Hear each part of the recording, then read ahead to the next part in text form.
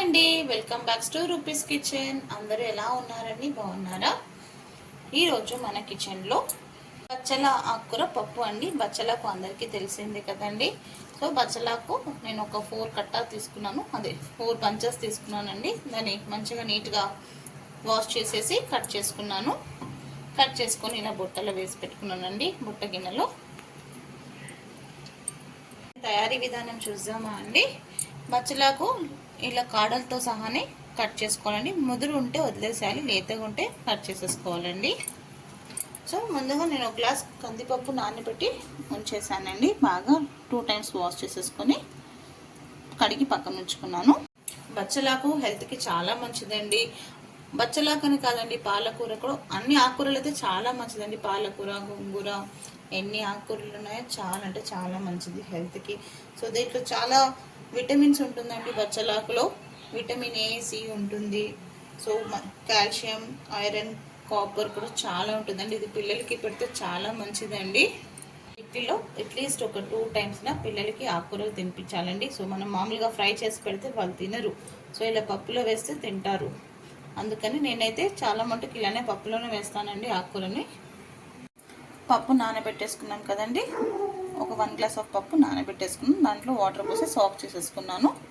ఇప్పుడు దీంట్లో మనం కడిగి పెట్టుకున్న బచ్చలాకుని వేసేసుకుందాం.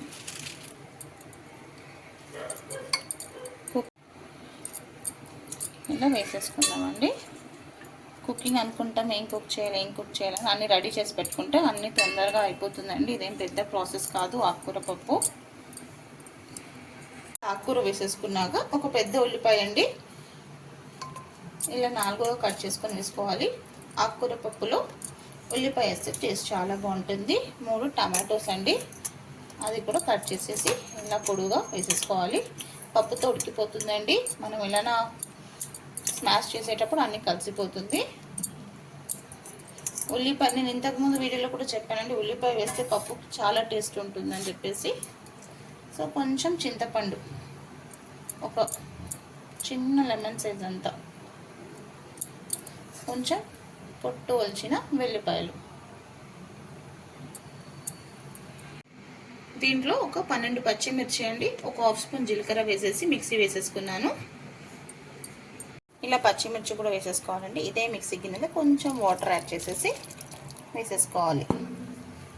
సో దీంట్లోనే కొంచెం పసుపు, కొంచెం అంటే కొంచెం కాదండి, ఒక హాఫ్ స్పూన్ అంత పసుపు వేసేసి దీంట్లో ఒక 1 స్పూన్ ఆఫ్ ఆయిల్ వేసేసి ఇంకా కుక్కర్ మూత పెట్టేసుకొని విజిల్ ఇచ్చేసి పెట్టేసుకుందామండి. ఒక 5 విజిల్స్ అయిపోయాక చూద్దాం. పప్పు ఉడికిపోయిందండి. 5 విజిల్స్ అయిపోయాక పోపుకి ఆయిల్ వేసేసుకొని ఫస్ట్ పొట్టుతో సహా ఒక 4 వెల్లిపాయలు దంచేసి వేసేసుకోవాలండి. దీంట్లోనే ఆవాలు, జీలకర్ర,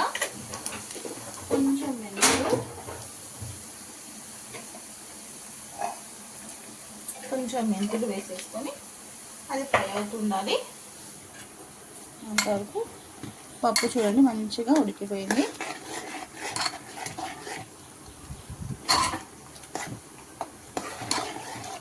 ఇప్పుడు దీనికి టేస్ట్కి తగినంత సాల్ట్ వేసుకున్నాను. నేను చెప్పాను కదండి, పప్పుతో పాటు టమాటా, ఉల్లిపాయలు ఇలా పెద్ద పీస్ వేసేస్తే ఉడికిపోతుంది. ఆ టేస్ట్ కూడా చాలా బాగుంటుంది. ఒక 4 ఎండుమిరపకాయలు తుంచి వేసేసుకోవాలి. ఇది కూడా మంచిగా ఫ్రై చేసుకోవాలండి.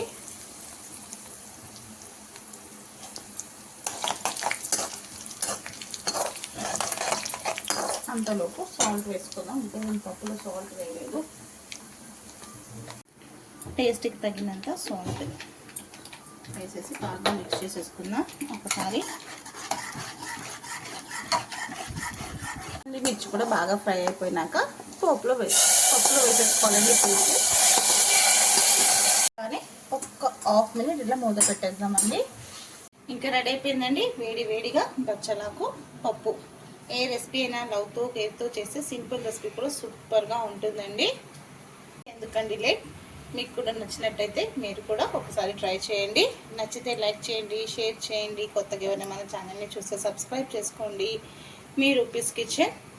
చూస్తున్నారు కానీ ప్లీజ్ లైక్స్ ఇవ్వటం లేదు. ప్లీజ్ లైక్ చేయండి, కమెంట్ చేయండి ఎలా ఉందో అని చెప్పేసి. సో చూస్తున్న వ్యూస్ వస్తుంది కానీ లైక్స్ రావటం లేదు. ప్లీజ్ అండి, మీ ఒక్క లైక్ నాకు చాలా వాల్యుబుల్ అండి. ఆ వీడియో ఇంకో వరకు రీచ్ అవుతుంది.